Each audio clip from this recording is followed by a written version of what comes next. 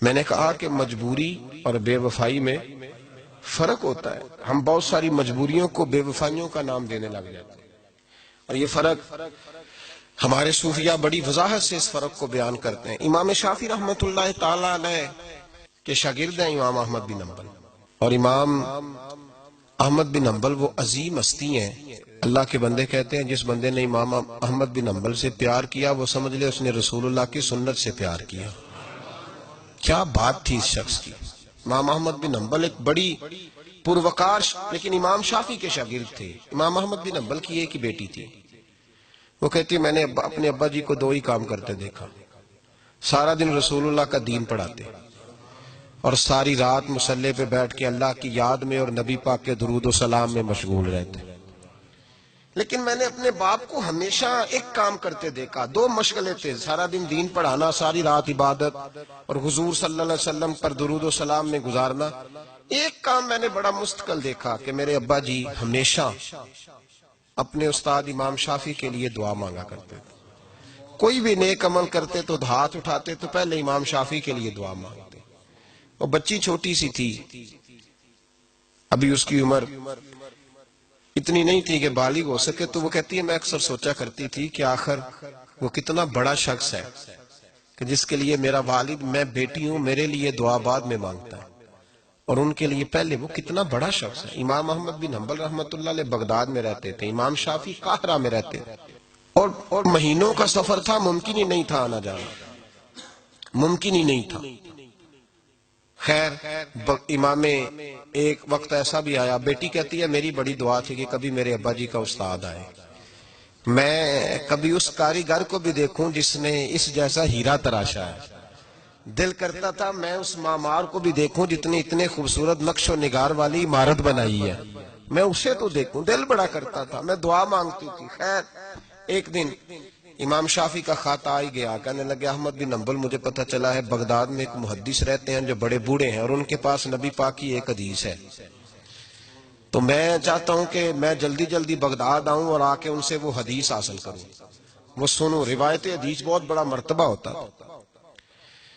خط آ گیا تو امام احمد بن حنبل تو گویا بات ہی اور طرح کی ہو گئی نا، وہ تو مسئلہ ہی اور طرح کا ہو گیا نا. میں کو جیتے میرا دل بر سونا تے میں کیوں کر اس نو بھاواں، ویڑے میرے وڑدا ناہی کئی لاکھ وسیلے پاواں.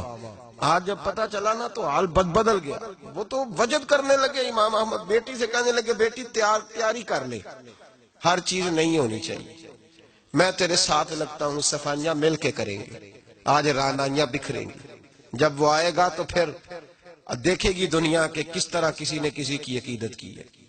امام کو خط ملا، ادھر سے امام احمد بن حنبل رحمۃ اللہ تعالی علیہ تیاری کرنے لگے اور امام شافعی چلنے لگے. جب چلے تو مہینوں کا سفر طے کر کے پہنچے. بچی کہتی ہے میرے دل کے اندر بہت بڑا زاویہ تھا، بہت بڑا، وہ بہت بڑے ہوں گے، کیا بات ہو. جب وہ تشریف لائے تو کہتی ہے میرے ابا جی جو تھے امام احمد بن حنبل رحمۃ اللہ علیہ وہ ایک چپاتی پوری نہیں کھایا کرتے تھے، آدھی روٹی ایک وقت میں ہوتی تھی اور زیادہ تر روزہ ہوتا تھا. فرماتی ہیں جب ان کے استاد آئے نا تو میں نے 8 روٹیاں پکا کے رکھی احتیاطاً، لیکن استاد صاحب ساری کھا گئے. میرا خیال تھا کہ وہ اگر آدھی کھاتے ہیں تو وہ آدھی سے آدھی کھاتے ہوں گے، وہ ساری روٹی کھا گئے. فرماتے ہیں حد ہو گئی، میرے دل میں خیال تھا کہ میرے ابا جی ساری رات بیدار رہتے ہیں تو ان کے استاد مغرب سے ہی مصلی پہ بیٹھ جائیں گے، ان سے بھی زیادہ پرہیزگار ہوں گے. لیکن میں نے عجیب منظر دیکھا کہ حضرت امام شافعی تشریف لائے، 8 روٹیاں کھائیں، عشاء کی نماز پڑھی اور لیٹ گئے. میرے ابا جی ساری رات نفل پڑھتے رہے، وہ ساری رات آرام کرتے رہے. میں نے تہجد کا پانی رکھ دیا تھا کہ سویرے اٹھیں گے امام شافعی تہجد میں تو وضو کریں گے، کہتے پانی بھی اسی طرح پڑا رہا، وہ کمبل میں رہے. فجر کا وقت ہوا تو امام احمد بن حنبل نے ان کے دروازے کے قریب ہو کے کہا حضرت جماعت کا وقت ہو گیا. کہتے بستر اتارا، وضو بھی نہیں کیا، مسجد چلے گئے، نماز پڑھ کے آ کے پھر لیٹ گئے. میرے ابا جی اشراق چاش تک پھر مصلی پہ بیٹھے رہے. کہتی ہے میں بڑی بدگمان ہوئی. پھر میں نے 1 منٹ کے لیے اپنے آپ کو سمجھایا کہ تھکے ہوئے تھے اس لیے آج عبادت نہیں کی، کل کریں گے. لیکن اگلا دن آیا تو انہوں نے پھر اسی طرح کھایا، ساری رات پھر اسی طرح رہے. فرماتی ہیں بس وہ آہستہ آہستہ 3-4 دنوں میں میرے ذہن میں جو زاویہ تھا وہ سارا زمین بوس ہو گیا۔ میں نے کہا نہیں، میرے ابا جی نے جس دور میں دیکھا تھا اس دور میں شاید حالات اور ہوں، آج تو اور ہے۔ فرماتی ہیں 4-5 دن کے بعد وہ رخصت ہونے لگے، پردے کے پیچھے میں سن رہی تھی، میرے والد کہنے لگے حضور وقت کیسا گزرا؟ کہنے لگے یار تجھے کیا بتاؤں، 2-3 مہینے رستے میں آیا ہوں تو بچ بچ کے جان بچانے کے لیے 2-4 لقمے کھاتا رہا ہوں۔ پتہ نہیں لوگوں کا رزق کس طرح کا تھا، پتہ نہیں جانور بھی صحیح ذبح ہوئے تھے کہ نہیں ہوئے تھے۔ جب تیرے دسترخوان پہ آیا ہوں تو میں نے تجھے سینچا ہے، سوارا ہے، مجھے پتہ ہے تو ایک لقمہ بھی حرام نہیں رکھ سکتا، اور میں نے تیرے لنگر سے نور نکلتے دیکھا ہے، اور یہ وہ والا کھانا ہے جو اندر جا کے بوجھ نہیں بنتا، نور بنتا ہے۔ اس لیے میں تیرے رزق کو نور سمجھ کے کھاتا رہا ہوں، زندگی بھر کبھی 2 اکٹھی نہیں کھائیں، پر یہاں 8-8 روٹیاں کھاتا رہا ہوں، یا اپنے گھر میں یا تیرے گھر میں، ورنہ رستے میں تو میں بڑا پریشان رہا۔ اور فرمانے لگے تجھے پتہ ہے کہ میں ساری رات کیا کرتا رہتا تھا؟ کہ حضور نہیں۔ فرمانے لگے جو تو عشاء کی نماز میں تلاوت کرتا تھا نا سورتوں کی، میں ساری رات بستر میں لیٹ کے ان کی تفسیر کرتا رہتا تھا، اور میں نے ایک ایک آیت کی 100 تفسیریں کی ہیں رات بھر جاگ کے، 100۔ تو نے دیکھا میں بغیر وضو چلا جاتا تھا سویرے؟